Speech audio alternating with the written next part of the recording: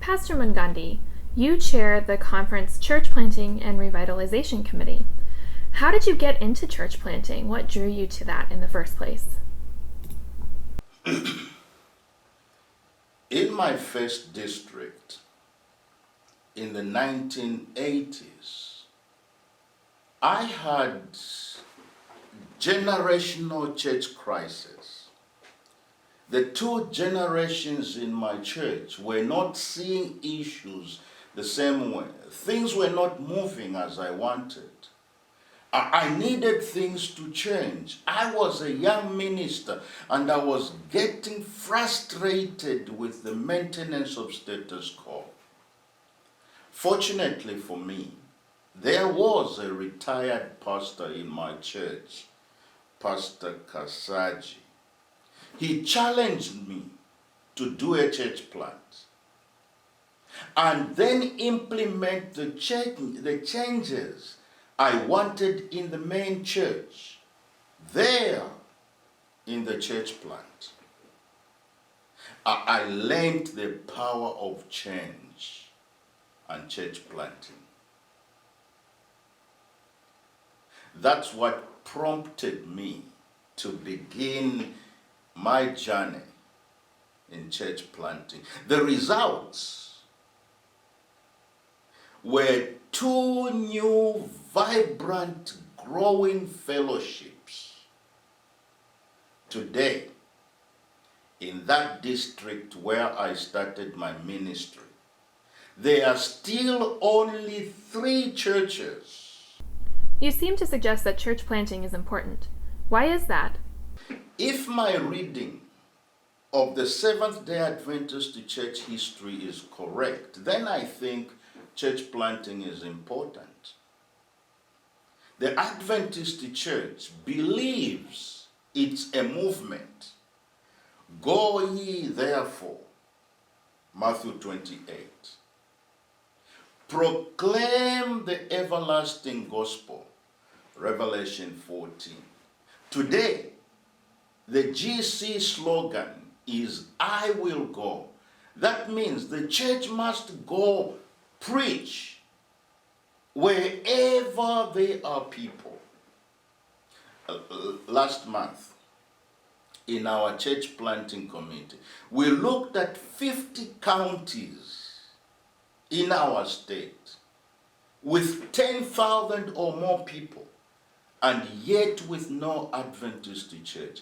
If our church history and the research across the board in Christianity teaches us something, then it is this. It says more new people come into the faith when new churches are planted than in old churches. Research says that a church has a generation span. A church is an organism. It must cell divide to grow or it will die. Let's push this living organism motif. We can also say that the church has a biological clock. Churches tend to minister to a generation in a growth zone. As I look at the global church, I am seeing a dramatic shift in the church generation. I think it's time. It's time to plant churches in the growth zones to be relevant to the new generation of Adventists and meet their needs. What are the key factors then that you think leaders in the church community, for example, the African church leaders here in Minnesota, need to consider when deciding whether or how to plant a church? First, I think we need to overcome fear. This is really a fear of the unknown. People are afraid to leave the familiar to the unknown. Secondly, we must believe that Jesus said to his church, "Go ye therefore," and he promised, "I will be with you always to the very end." Third, I think those of us in power, as church elders, as church board members, as conference officers, we must be willing to give up control. This desire to duplicate. I think a new church should be, in fact, it must be different from the old church. The new church, by necessity, shouldn't look like the old church, shouldn't smell like, or sing like, or eat like the old church. We are planting new church, not transplanting the old church. The new church must be different. It should meet the needs of a different generation and be relevant to the present generation and still remain a Seventh-day Adventist church. You talked about how surprised you were when your first church plant became a vibrant fellowship. Why do new church plants do so well? Let me share some relevant historical data first. I was here in Minnesota. I was part of KCC when it was beginning as the first self-identified African church. Now, we have 13 congregations. I was heavily involved with Faith Church plant and the Light of Christ church plant. I helped pioneer the Ramsey church plant. I brought in the conference, the Upendo church plant. We are hoping to plant 3 to 4 more churches in the next 2 years in the African ministries. I have seen success and what success looks like. Now, we need to define what we mean by doing well and how that looks like.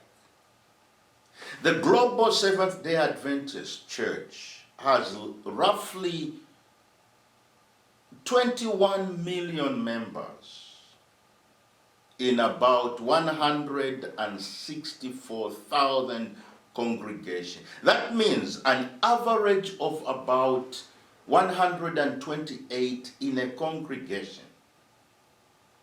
In Minnesota here, we have 110 congregations counting in the groups, and a membership of about 10,656 using the first quarter numbers. That means we have, on average, 97 members in a congregation. The largest attending church in our conference is KCC. Before the pandemic, the average attendance was way over the church building capacity, 446. Our largest church on the books is Minnetonka, with about 556 members. You can see here, we are not talking about mega churches. I am saying doing well does not mean super mega church. Growth science says growth happens in small groups. This year, in our conference visioning process, the Minnesota Conference voted to plant 30 new church plants in 10 years, plus 5 more new churches in strategically unique language groups. Well, in this conference, if you have 15 people wanting to congregate together as Seventh-day Adventists, and you show reason and a location to justify your needs, then we will consider the 15 people as a church plant. If you grow and reach 25 people attending with 25,000 annual tithe, then we will organize you into a company. But if you grow to 50 people attending with 50,000 annual tithe, then we will organize you into a church. Let me make an announcement and maybe make an appeal. The families living in Otsego, Minnesota, made a request to the conference to plant a church in Wright County. We do not have a church in that county. And so we looked at the needs and the location. We approved the request. There are right now about 12 to 20 names who are wanting to be part of this core group. So I want to ask you, all of you who have logged in today for this camp meeting, if you live in Wright County, Minnesota, please take your phones now and text your name and your number to the phone that appears on the screen so that you can be part of the Otsego SDA group. We will have training sessions to help you launch a successful church plant. And we are hoping to launch this new church in Otsego before the end of this quarter. Friends, the conference is behind this project, and the North American division is giving its support. Let's step out in faith and let's plant a church for God.